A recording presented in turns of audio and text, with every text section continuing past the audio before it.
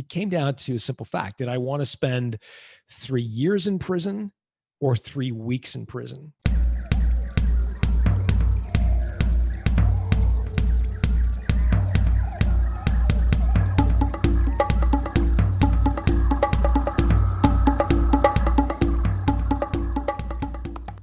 Oh, hello. Welcome back to the Wild Business Growth Podcast.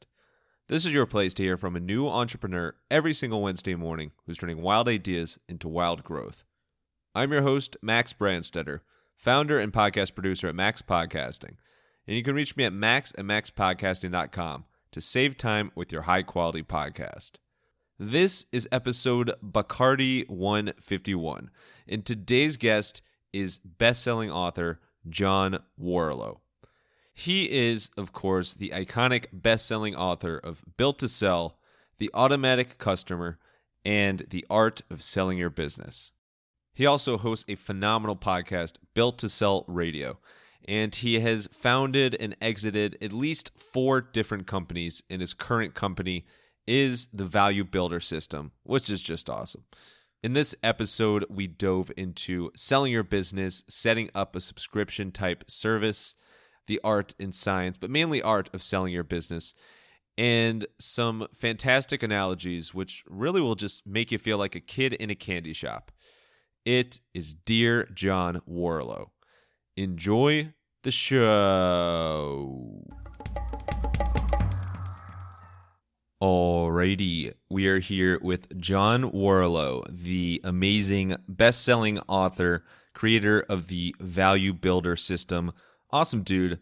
John literally had a recent guest, unprovoked, bring you up and bring up your book, Built to Sell, out of nowhere. So this is a dream come true. Thanks for coming. How you doing today? I'm good, man. How are you? Good. Doing great. Really, really excited to dig into, your trilogy of books and how you've approached a really cool kind of area for business owners that are looking to sell or looking to get their business to be sellable one day. Of course, we're going to talk lots and lots about business. So naturally, I want to ask you about something that has absolutely nothing to do with business. If you had not gotten into the business world at all, what do you think you would be doing? I probably would be, I would be something in the media.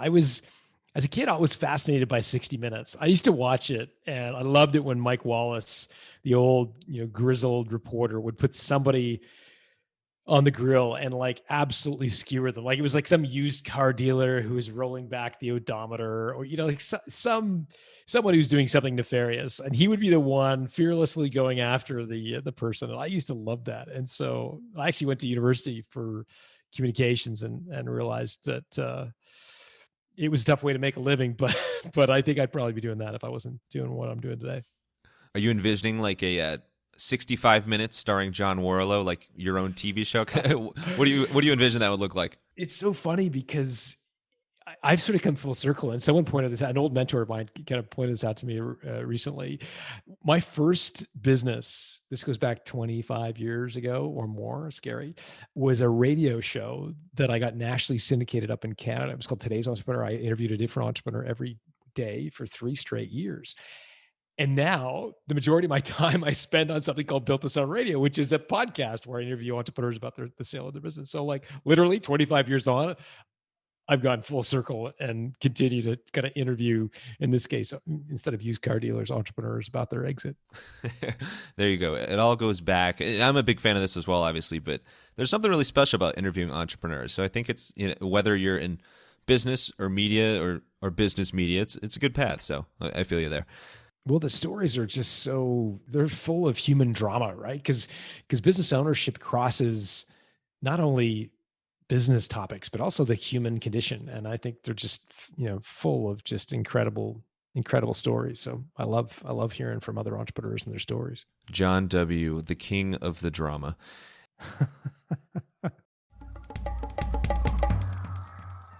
So let's get to some of that entrepreneurial drama. In your best-selling trilogy of books, I want to hit on some of the lessons from each of the 3 of these. Let's start with Built to Sell, which obviously is about building your business. You dive deep into kind of positioning yourself to get yourself out of the company either somewhat or fully one day if that's your aspirations, but built to sell, where did your interest from your own experience of kind of removing yourself from some of the day-to-day stuff, some of the hands-on stuff in the business world, where'd that come from in the first place? Came from a market research business I used to own years ago now. It was a quantitative market research business. We sold to big companies, right? Bank of America, Wells Fargo, JP Morgan Chase.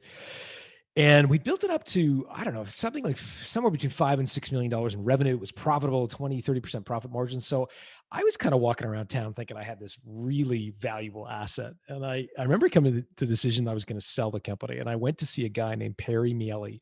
Perry is an M&A guy, mergers and acquisition professional in Toronto. I said, Perry, what do you think it's worth? And I kind of rubbed my hands together and expecting the number. And he said, well, before we get too far ahead of ourselves, let's figure out a couple of things. Number one, who does the research? And I was like, well, like I got to be involved in some of the research. I mean, it's like Wells Fargo, it's Bank of America. I've got to be part of the research. And he said, all right, well, who does the selling? I said, well, it's Wells Fargo. Of course, I've got to go do the selling, right? And he said, okay, let me get this straight. You got a research business. You do the selling. You do the research. And I could feel the hair on the back of my neck going up. And I'm like, yeah. And he said, John, I can't sell your company. There's nothing to sell. It's worthless. Max, I can't tell you the feeling that left me with. It was just brutal, right? Because I'd walked into that meeting on cloud nine thinking I had this great asset, and I left realizing I had a ton of work to do. And that's what sort of got me really curious about, okay, if it's not profitability and it's not revenue and it's not a client list, then what is it? And I came to realize that what we needed to do is create recurring revenue. We needed to build a sales team, get me out of doing a lot of the work until I did the selling. And ultimately, the company was acquired by a New York Stock Exchange listed company years later. So it had a happy ending. But I think that moment in Perry's office is what kicked off for me this kind of lifelong journey of trying to understand, okay, well, what does drive the value of a company? What do acquirers want? And ultimately, it led me to write the book, Built to Sell.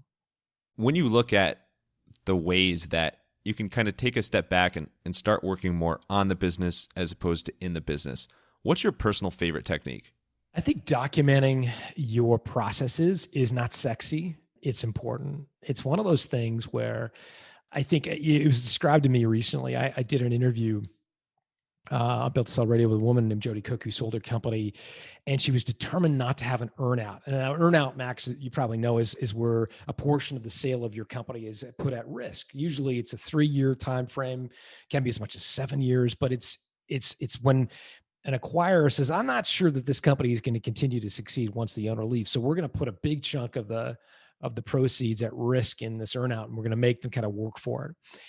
And this is what Jody wanted to avoid. She built a marketing agency and she was desperate to get out cleanly. And so one of the things she did was early create processes. I asked her on the podcast, I was like, but Jody, I mean, that for an entrepreneur who thrives on doing fun stuff and creating, I mean, like that sounds like the most boring thing in the world. Like, how did you get yourself to do that? And she said, it came down to a simple fact. Did I want to spend 3 years in prison or 3 weeks in prison? And I said, tell me more. And I said, well, an earnout is like a prison sentence for an entrepreneur, right? Where you're working for somebody else. You don't have your own discretion. You've got to get everything approved by a boss. Whereas a 3-week prison sentence is writing your SOPs. Does it suck? Absolutely. But if given the choice of spending 3 weeks or 3 years, I'd rather take the 3-week deal. So look, I think that's one of the things that's, again, it's not a sexy recommendation. Michael Gerber in the book, The E-Myth, talked about it ad nauseum, but it is critical to building, I think, a business that can thrive without you and getting out cleanly. And here I was thinking that she had a prison business, but that's, I'm all for the power of analogy. So that's amazing. And I think a lot of times when you're in the thick of it and when you're more on the doer side, you can tend to kind of keep pushing things off or be so swamped with kind of like the next task that you're like, yeah, I don't really have time for that. But if you take that long-term, that long-run approach, maybe even imagine it as a prison sentence, this is like the effects of what you're doing. I think it's a phenomenal way of looking at things. Yeah, it's also, I think, philosophical about how do you run a company. Like, for a lot of people, in particular in the United States, where there's this sort of ethos about maximizing top line revenue, there's the Inc. 5000.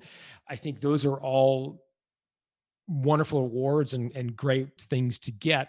Yet I think they place perhaps too great an emphasis on top line revenue growth at all costs. And what I mean by that is I think the most important job of an entrepreneur is ultimately to build a company that doesn't depend on them. I use the analogy, a lot of people listening to this are parents, right? Some people want their kid to go to Harvard, want their kid to play football at Auburn or whatever.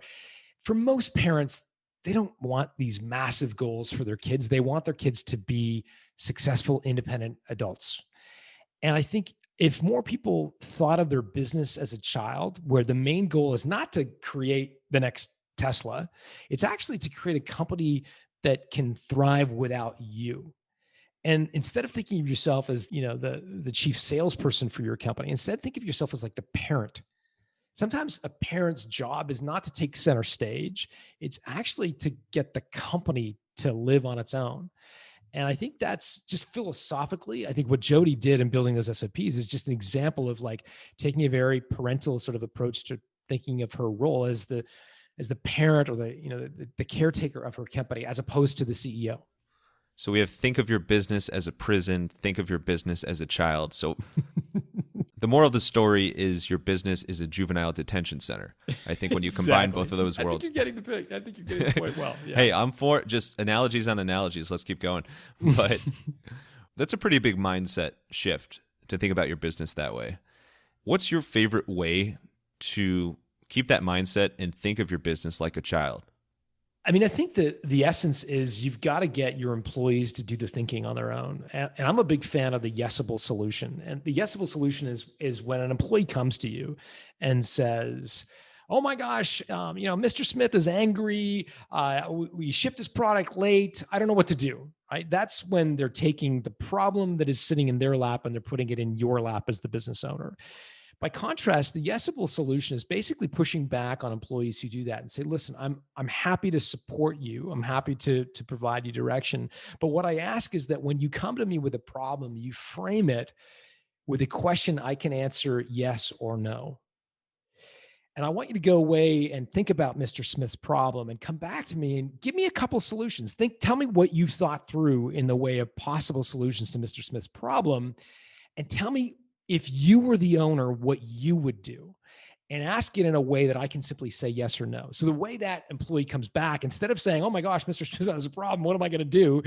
They say, okay, Mr. Smith has a problem. He's angry. I've thought about giving him a discount, refunding the product, and giving him a rebate on another product.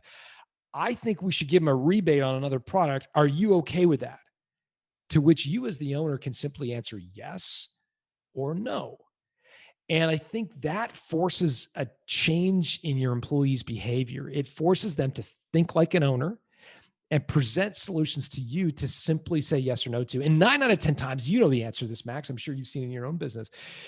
Employees figure it out and they give you a solution, and the suggested recommendation is almost always what you would do, but it just forces them to take ownership. And I think, again, if the goal is to get your business to thrive without you and get your employees to act like owners, I think the yesable solution can be a cool little tactic.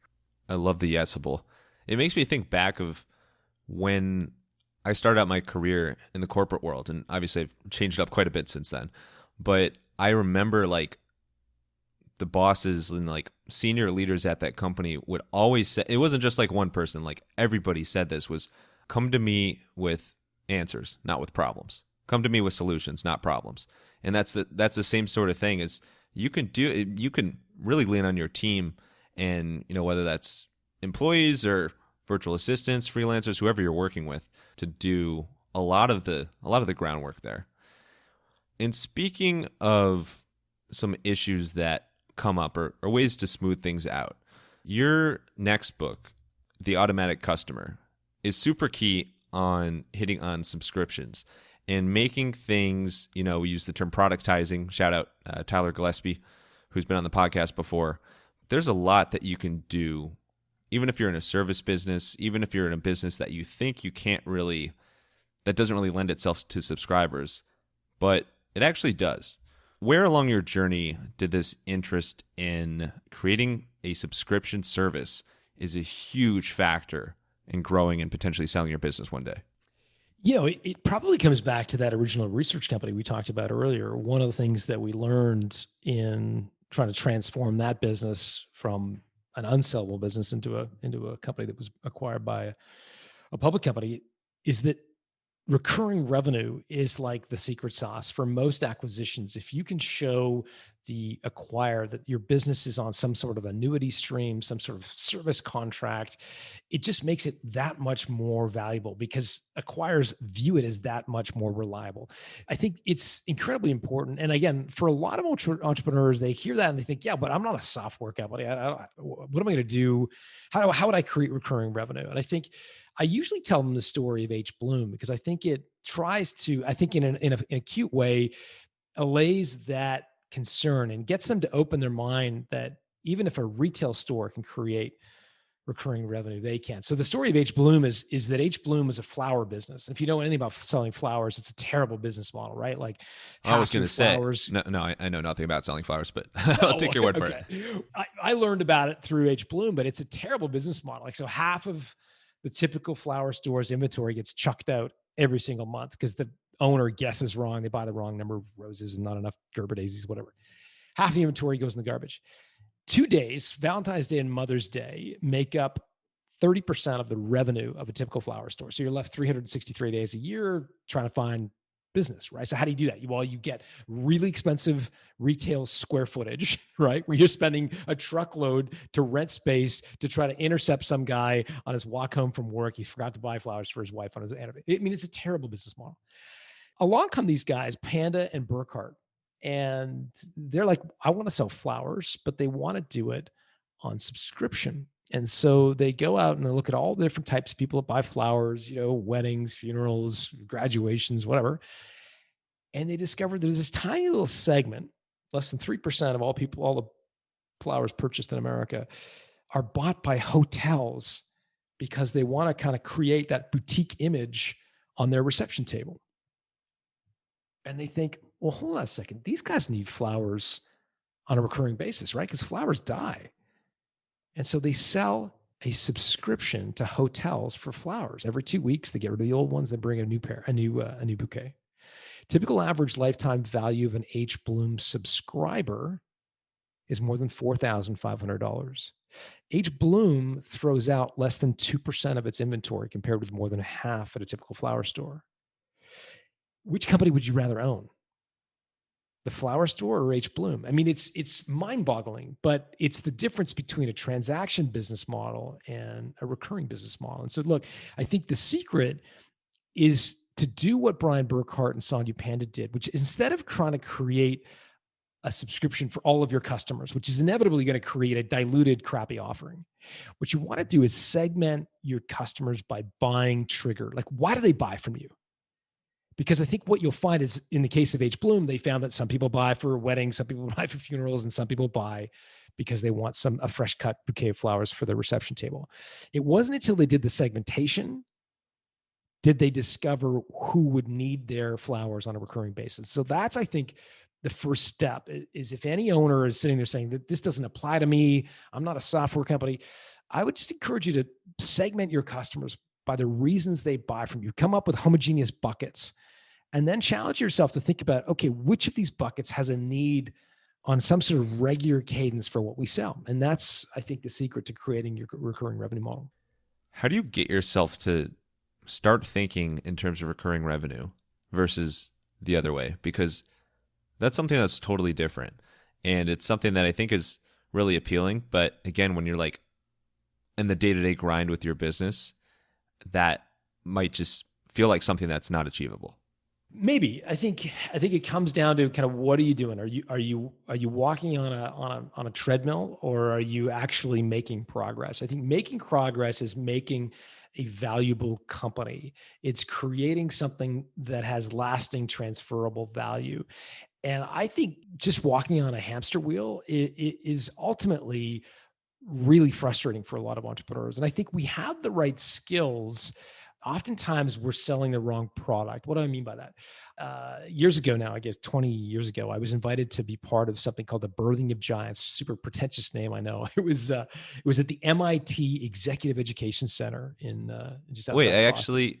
Yeah, I've heard about this in a Do you know separate about podcast, this? but I won't spoil it. Go ahead. Go ahead. No, I've no, already no, go said too ahead. much. Yeah, no. It was. It's been rebranded as the Entrepreneurial Masters Program. But anyways, it was this 60 entrepreneurs, all of us sort of hard charging, growth oriented entrepreneurs were invited to this thing. And again, this goes back 20 years. We got a chance to hear Jack Stack talk about employee ownership, Pat Lencioni talk about leadership. And in walks this guy named Watkins. I can't remember his first, Stephen Watkins, I think his first name is. And he just sold his company. And he walked in and said, okay, how many of you guys are involved in selling your product or service? And like all of us, like 7-year-old kids in grade 2, like put our hands in the air, kind of proud of the fact that we were selling our product or service. And he said, okay, put your hands down. You've all got the right skills. You're selling the wrong product. You got to hire salespeople to sell your product. Your job as the owner is to sell your company, is to spend your days building the value of your company so that one day it's an asset as opposed to running on a hamster wheel. I've never forgotten the feeling of me sitting in that amphitheater, realizing that there was another game. It's like the kid watching an NBA game and realizing, even though they play basketball, that there's a totally another level. And for me, that was that meeting. It was that if your goal is just to run on a treadmill, sell your time, sell your hours, have a transaction business model like a typical flower store, you're not building anything of value. Your goal and your job as the entrepreneur is to build the value of your company, not sell your product. And so that for me has always resonated. And it was, I recall that day like it was yesterday. And that was a phenomenal segue. I will send your check in the mail ASAP for that. But your latest book, The Art of Selling Your Business, really dives into how to actually sell, and like that one of the hardest things that entrepreneurs will come across. And obviously so much goes into it. You could spend years focusing on the value and kind of positioning yourself that way. But when it comes to actually make the sale, that's something a lot of entrepreneurs, a lot of small business owners still have no idea about. From your studies, from your research, from your own experience, what makes the difference between entrepreneurs that do sell their business one day and those that don't? Wow, that is in effect the essence of the art of selling your business. I do this podcast, Couple to Star Radio. I interview different entrepreneur every week, and we've done something like 300 episodes, and I've seen firsthand the kind of unforced errors many owners make when selling their company, and they can literally take 6, 7, 8 figures off the value of their company just by something they said, a flippant answer. I'm reminded of, do you remember, this goes back a while, but do you remember the guy who landed the airplane on the Hudson River, Sully?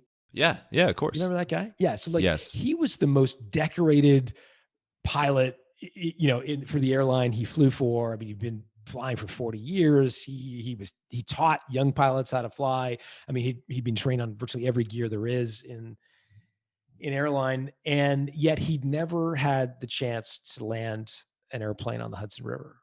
And for me, a lot of entrepreneurs are playing the role of Sully. Like, they could talk to you all day long about ClickFunnels and hiring employees and writing a business plan and like firing employees for that matter. But the process of selling a company is something we don't get the chance to rehearse. Like, we got one shot to grease the landing. And if we screw it up, it can have lifelong impact. And so that's one of the reasons I wanted to write the book is really to provide owners with the kind of inside baseball, the tips and tricks that you don't find out. You may not even hear until it's too late. And there's a way to approach it, and I think it is more art than science, that allows you to punch above your weight in selling your company. And that was the goal behind the book. It's definitely an art. I mean, some would say it is the art of selling your business. Congrats, by the way, on the number of episodes. That's amazing. I think something every podcaster wants to keep doing it is striving for. But there's so many amazing stories. There's stuff you learn in every episode, every conversation. What would you say is the most common thing, like the rocket fuel that has charged and set these entrepreneurs that have sold their business at way higher value than they probably ever anticipated? What's like the thing, the rocket fuel that makes the difference and allow that to happen? The rocket fuel is competitive tension. Competitive tension is like M&A lingo for multiple offers at the same time. I'm cracking up because you used lingo and then you used an acronym right before lingo. Keep going. No, that's all right. Competitive tension is what gives you the ability to punch above your weight effectively. I'll give you an example. So Arik Levy had two exits, one really horrible one and another really amazing one. And the difference was that in the first exit, the one that went badly, he negotiated with one buyer. And when you negotiate with one buyer, usually the buyer finds out that you don't have competing offers. And what happens is they often do something called retrading, which is when they lower the price. And in Arik's case, he agreed to a price for his business out of the gate. But 60 days later, they're doing their due diligence. They come back to Arik and say, I know we were going to buy your business for X, but we've done a bit of digging and now we're willing to only buy it for X minus 20%. And Arik had at that time moved on. In his mind, he'd sold his company. He told his spouse, he'd bought the lake house. Like in his mind, he had sold. And they know that. The other side knows that. And they use that against you. And so Arik took less money than he originally agreed to and ultimately ended up financing the seller or the buyer because they didn't come up with the cash to buy the business. I mean, it was a double whammy, a disaster of a situation. Anyways, years later, he went to sell a second company. And I interviewed him about the sale of Luxor One. And I said, what was the difference? And he said, well, in the case of Luxor One, we had 5 competing offers. And what was interesting is the first round of offers were all within plus or minus 10% of each other. So there was a kind of a prevailing point of view or narrative about what his company was worth. But because he had multiple offers, the M&A professional representing Arik started to kind of play one off the other and got into this kind of cat and mouse game, ginning up all of the offers one at a time, playing them off each other. Ultimately, they were able to triple the value of his company through this bidding war, this horse trading.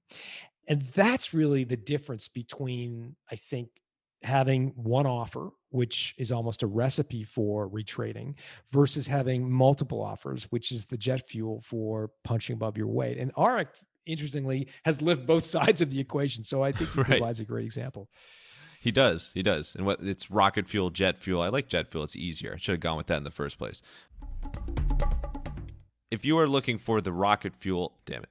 If you're looking for the jet fuel for your business and you're looking for a clever way to market your business creatively, to connect with other business owners, to reconnect with clients, think about starting a podcast. Podcast is a phenomenal tool from a networking standpoint. From a marketing standpoint, it can do so much for your business, but it does take tons of time. I'm talking at least 2,000 pounds of time. If you're interested in starting a podcast for your business or your brand, but it's not in your best interest to spend all the time it takes behind the scenes to make it happen, to make it pop, email me at max@maxpodcasting.com. I will take at least 2,000 pounds off your shoulders. That I can't lift that much. I'll take a lot off your shoulders and help you save time with your high-quality podcast. Email me at max@maxpodcasting.com. Now, let's slide into John's DMs, because why not? So let's switch gears a little bit. Let's get to a fan favorite segment called the Wild Business Shoutout of the Week. The Wild Business Shoutout of the Week! Wild Business Shout of the Week. This is where we talk about a creative marketing campaign, something clever and breakthrough that caught our attention. And there's something that Beast Gear did that's really, really, I guess, beast mode. Can you share what that was? Yeah. So Beast Gear was run by a guy named Ben Leonard, who I interviewed on Built This Radio a couple months ago. And he built this company selling essentially workout accessories. Think about like the straps you use when you're lifting heavy weights and belts and skipping ropes and all that kind of accessories. Anyways, he started with nothing. I think he borrowed $800 from his dad and got a half container of skipping ropes from China. Like it was really bootstrapped. And so he had no money for marketing, for advertising, for SEO, like nothing. And so what he did was he invited his customers to post their personal bests and tag Beast Gear on Instagram. And as soon as he saw a tag for Beast Gear, he went out and DM'd the athlete. And he said, man, congratulations on hitting your personal best on whatever squat. Here's a $10 coupon for your next Beast Gear. Congratulations. And they created a little bit of back and forth correspondence over DM. Well, by the time he built enough rapport, Ben would eventually get around to asking, hey, would you consider doing a quick review on Amazon for Beast Gear? Of course, by that time, he had tremendous kind of relationship capital with the athlete. And more often than not, they would do it. Well, long story short, by the end, Ben had thousands of Amazon ratings. 90% of his business was bought and sold through Amazon. Ultimately, he got his business acquired. When I asked him about it, and I said, like, why did, like, were you personally doing that? He's like, yeah, in the early days, it was me. By the time, as time went on, I hired virtual assistants to do it. But in the beginning, it was me. And I said, why did you do that? He said, because Nike wouldn't. Because Nike's run by a bunch of marketers in Oregon who are too big for their britches. They're too self-important. They would never stoop so low as to send a single DM to a lowly athlete when they hit a PR. And I did, and I would. And that's how he got his business off the ground. And it was, for me, one of those really crystallizing moments where you realize the difference between a manager and an owner. An owner takes ownership. An entrepreneur is someone who just does what it takes, regardless of their station in life or whatever they perceive to be their status. The manager gets wrapped up in, well, that's not my job. And that's just a different way of thinking. And I think Ben is so emblematic of what it takes to be a successful entrepreneur, in particular, when you don't have the cash of a Nike to kind of invest in these marketing ideas. That is where the magic happens. Like doing things differently and then adding that personal touch. Like as the world gets more and more connected, and obviously you can do so much online, if you can still come across as being personal and genuine and like people know that it's you reaching out to them, especially surprise and delight like that, I guess, just to throw some other marketing jargon in there. But that's a phenomenal example. I dig it. Let's wrap up with some rapid fire Q&A. You ready for it? Shoot. All right, let's get wild. First shot is, what is a quirk you have? Something unique about your personality that somebody calls you out for? Oh, man. Oh, I'm a control freak. And my wife will laugh when she hears this because I try to control everything. I think it goes with business owner. I think that's a common thing here. What is something about becoming a best-selling author that completely caught you off guard? All the spam I get looking for me to invest in their business, or wow. It is quite a phenomenal stream of emails I get on LinkedIn and other places. I get a lot of that. And then, what is your favorite creative hobby to unplug? Anything athletic. I love all the adventure sports. So, snowboarding, mountain biking, windsurfing. I love it all. Dig it. Awesome. The windsurfing magician of all sorts. I'm sure that's your official title. John, thank you so much for sharing your tips, your stories, everything you do, all you've learned yourself and researched and wrote books about and podcasts. It just goes on and on and on. Wild listeners, thank you for tuning in to another episode of the Wild Business Growth Podcast. John has put together an awesome page for you. So if you go to builttosell.com/wild, you can check out his 8 key drivers video series for building your business to sell. You can grab an ebook that explains the 9 subscription models, and there's a workbook for the art of selling your business. That's builttosell.com/wild. If you're interested in hearing more wild stories like this one, make sure to follow the Wild Business Growth Podcast on your favorite app and tell a friend about the podcast. You can also find us on Good Pods with some good pods. And for any help with podcast production, you can learn more at MaxPodcasting.com. Until next time, let your business run wild. Bring on the bongos!